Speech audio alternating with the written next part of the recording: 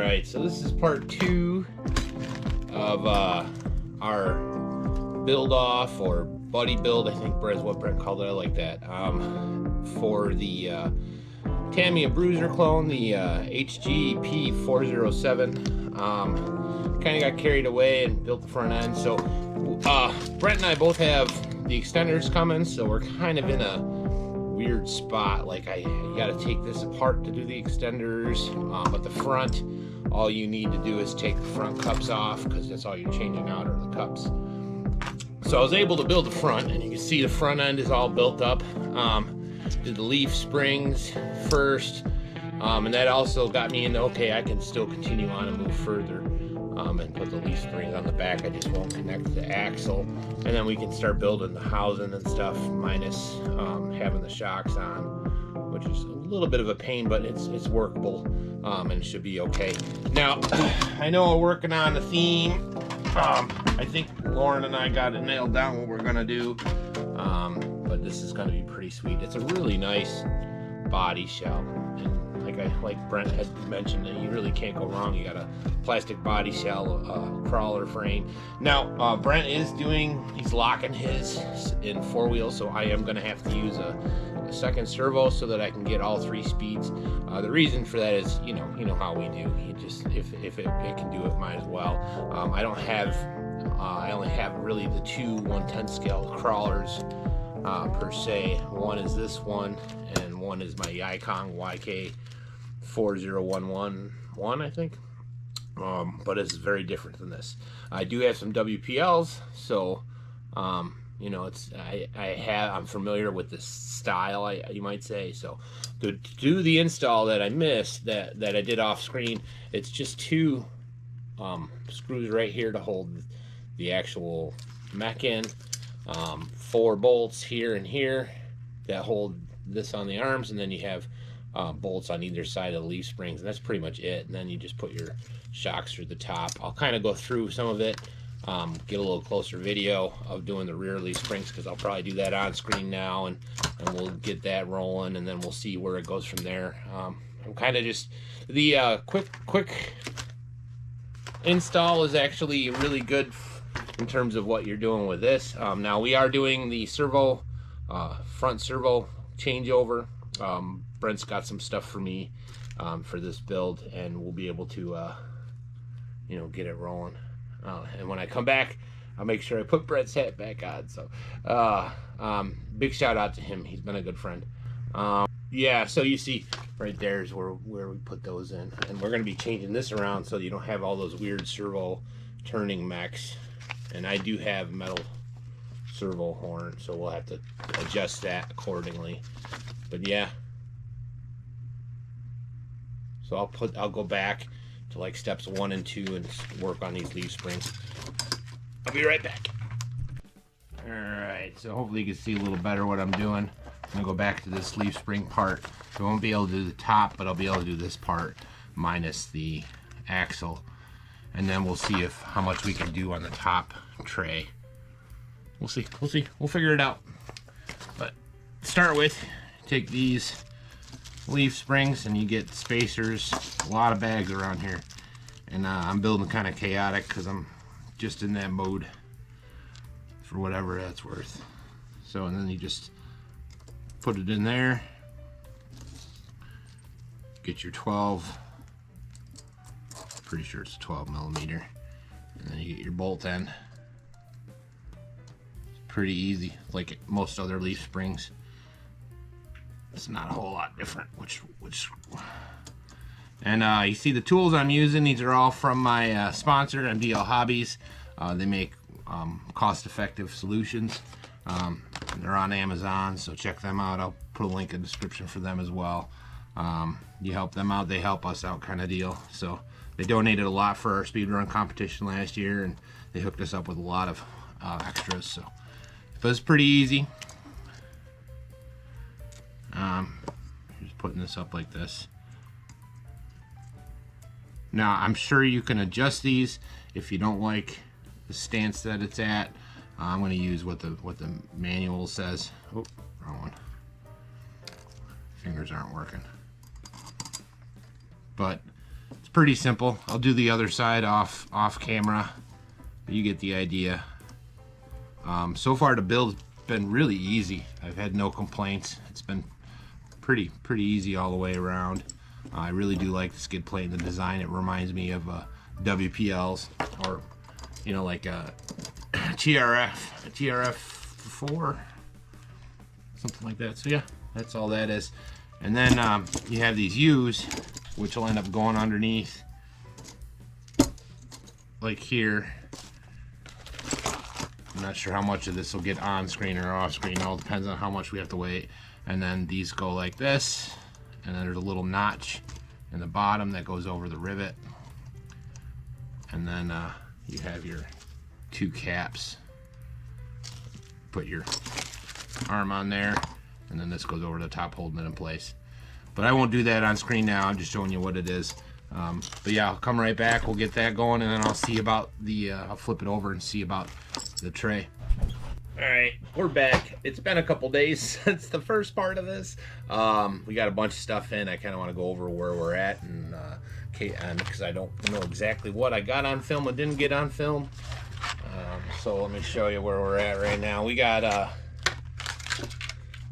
the chassis pretty well on. We're waiting for our hex adapters again, so I'm not sure that'll be in this video or not. I ended up putting in, we got in some servos. I got a 2-pack of these 40 kilo servos. Link will be in the description, obviously. Got in our plastics, and I put the 1 servo in there, and we're pretty much ready to go. Brent sent me a couple care packages. We got the front servo mount, so that's what we're gonna do next. We're gonna get the front steering servo put in while we're waiting for our hex adapters. Got our motor, we'll get that put in, and he sent us a driver fig, so thanks bud. I appreciate it. Also, in the back over here, we purpled all of our chrome parts. So we'll get our paint started pretty soon here. We're pretty far along. That worked great. I just let it sit overnight, and it worked good. It worked real good. So yeah, we got a RC 4-wheel drive, 45 turn. It's a 45 turn motor. So we'll get that in there real quick. We'll get some close-ups and whatnot. And then we also got in some light setups, so we're gonna start messing with those. Today we should also be getting in our receiver for the Dumbo. It's got a light set up for it, so I'll show you that once that comes in, and I'll be right back and we'll get looking. Alright guys, before I get too far ahead of the game, we got in our hex adapters from RC 4-wheel drive. There's one little dilemma with them, which for those that know, they're made for the Bruiser. So if we can get that to focus, we had to notch. These came with the Bruiser teeth, and the HG has a notch system. So I went and used just a sanding wheel. Worked out pretty good. The front end, it's just one of these with holes instead of that flattened part. So that's all done, and that's on there. So we're getting really far along. Got the servo installed. It worked out pretty good. I had to mangle it a little bit, but you know how I go. Everything worked out good. Steering works good. Rides underneath. I think that's a great design. I ended up having to lock the gear servo because it was acting up. I figured I'd leave that, just lock it in 4-wheel low like Brent's planning on doing for now, and then I can readdress it once we get the kit put together. So I wanted to just show you this before we finish. These fit real nice. They actually are tighter than they were the originals. You just gotta move them over, and then we'll button it back up, and then we'll get the rear end on real quick. I'll probably do that all off screen so that there's some time for me to do a test run with you guys. But we're almost done. I just got to put that rear end on there, and we're ready for the roll. And then it's on to the fun with the chassis, or the body itself. You see we got some colors there. Lauren picked those out, so it's going to be some neat colors, and we'll get it going. And now we're going to be using the Urginex. So for the battery box, we're going to put our, because we're going to be using lights and whatnot, we're putting our receiver and our ESC in the battery box, and then in the battery box itself, we had to notch it a little bit. We're going to put the battery right into there. Figured that's fine, because then I can reach the on-off switch without too much monkeying around. And if I got problems, it's easier to access. Yeah. Plus, then I don't have to have a servo extender for that front servo. So, anyways, we'll be back, and we'll get this buttoned up, and then we'll get it for a quick test run.